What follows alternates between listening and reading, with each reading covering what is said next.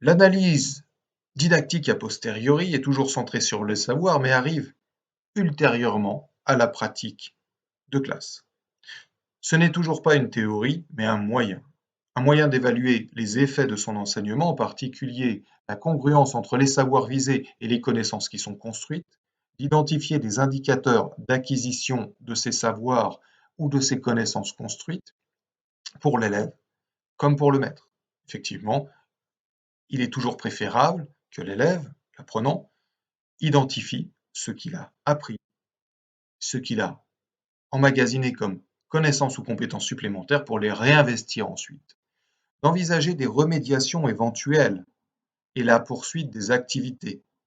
Que fera-t-on après par rapport à ce que j'ai vécu, par rapport à ce que l'élève a fait, travaillé, développé?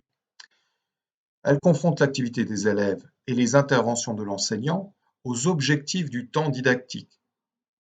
Elle met en miroir le déroulement d'un enseignement, les activités, les traces, les interactions, avec les objectifs en termes de savoir. Elle peut porter sur une séquence, sur une séance, sur une situation, sur une consigne, sur un exercice, sur une question, sur un échange, sur un dialogue, sur une synthèse.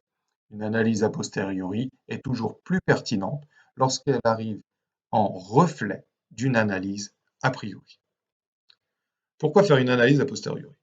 Pour évaluer ces pratiques enseignantes et les faire progresser, pour identifier les connaissances issues de l'activité des élèves et leur degré d'appropriation, pour adapter une progression, une séquence, à la capacité d'appropriation des élèves et à leur développement de connaissances, pour construire des documents préparatoires qui seront aptes à être communiqués, partagés, réinvestis, faciliter les échanges de pratiques, se juger, s'évaluer, se corriger, et tout un tas de choses que vous pourrez développer lorsque vous pratiquerez ce travail d'analyse a posteriori.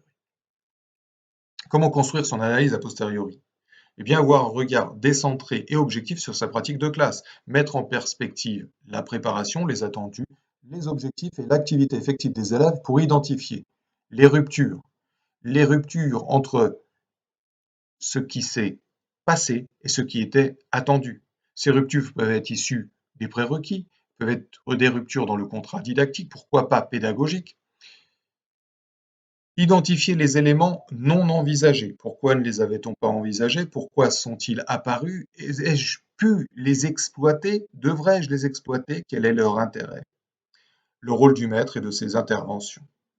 Sont-elles efficaces? Sont-elles moins efficaces? Étaient-elles légitimes? Aurait-on pu faire autrement? Ont-elles été nécessaires du fait de difficultés à transmettre les situations? Et que sais-je? Relever les traces de l'activité, de l'enseignant et des élèves dans la construction des connaissances et leur exploitation pour structurer les évaluations. Relever toutes les procédures erronées, les erreurs, les discussions non envisagées dans les documents, dans notre préparation ou et dans notre analyse, a priori si nous l'avons fait. Identifier les raisons d'apparition des éléments non attendus et des ruptures pour proposer des remédiations ou leur exploitation dans une préparation ultérieure. Quand doit-on faire ces analyses? Eh bien, on fait toujours ces analyses si on fait un enseignement efficace avant et après chaque leçon. Est-ce qu'on les fait de façon formelle, développée, écrite, étendue? Pas forcément. Mais ces réflexions qui correspondent à une analyse a priori et à une analyse a posteriori sont toujours nécessaires pour rendre son enseignement efficace et l'adapter au public. Ces analyses sont aussi nécessaires pour progresser, pour pérenniser son travail, le réexploiter ultérieurement, pour communiquer avec des collègues, partager, collaborer, pour observer, ne serait-ce que s'observer soi-même, c'est-à-dire avoir un regard décentré sur son activité, pour adapter ses pratiques et pour progresser dans notre activité enseignante, c'est-à-dire dans les différentes pratiques qui est la préparation de la classe, la pratique de classe et la pratique évaluative.